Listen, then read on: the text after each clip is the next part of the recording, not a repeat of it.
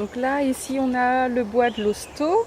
Donc on dit bois de l'hosto parce qu'à l'époque, quand on demandait aux esclaves d'aller chercher du bois de l'hosto, ça voulait dire aller chercher du bois de construction. Donc voilà d'où ça vient le mot l'hosto. Ça veut dire bois de construction. Ça ne veut pas dire que c'est un pied de bois pour aller à l'hôpital. Ça n'a rien à voir. Donc le bois de l'hosto, en fait, c'est donc un bois très très dur. C'est pour ça qu'on l'utilisait en construction. C'est une plante particulière parce que ça va donner un arbuste, on va dire, et qui va monter à 4-5 mètres de haut, qui va te faire une jolie boule très régulière. Mais quand je dis très régulière, c'est vraiment quelque chose d'incroyable. Elle pousse en fait par 3 feuilles, 3 branches. Donc ça donne vraiment cet aspect vraiment mathématique à chaque fois.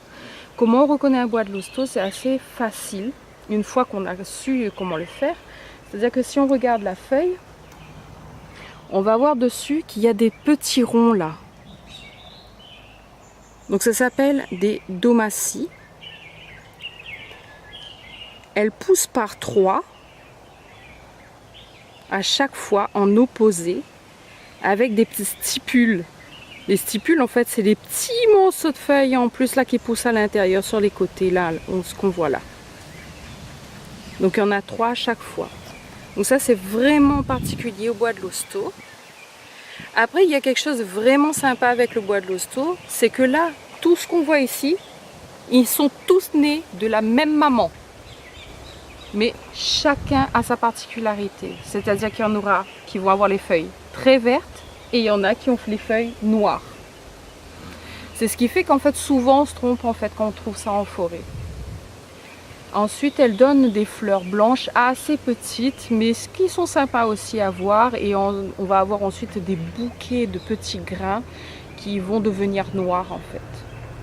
Et toutes celles-ci, on peut les mettre en fait surtout dans les jardins. Elle a été reconnue au niveau de la pharmacopée française aussi, c'est-à-dire qu'on sait qu'on peut les utiliser pour soigner les petits bobos.